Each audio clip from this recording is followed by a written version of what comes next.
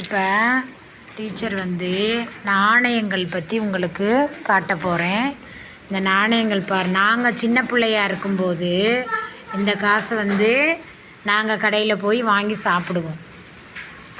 இப்போ வந்து உங்களுக்கு இந்த மாதிரி காசு வந்துருச்சு. அப்போ இப்போ வந்து இதெல்லாம் செல்லாமல் போயிடுச்சு. 5 பைசா, இதான் 10 பைசா, இது 2 பைசா, இது 50 பைசா. இதெல்லாம் வந்து முன்னாடி நாங்கள் படிக்கும்போது சின்ன பிள்ளையா இருந்த நாணயங்கள். 5 பைசானா அப்போவெல்லாம் வந்து என்ன பண்ணுவாங்கன்னா மிட்டாய் அள்ளி கையில் கொடுப்பாங்க. 5 பைசா வாங்கிட்டு 10 பைசானா அதுக்கு மிட்டாய் கொடுப்பாங்க. இப்போவெல்லாம் இந்த 2 ரூபா கொண்டு போய் கொடுத்தோம்னாவே ஒரு சாக்லேட்டு 2 மிட்டாய் தர்றாங்க. இது வந்து 5 ரூபா, இது வந்து 1 ரூபா.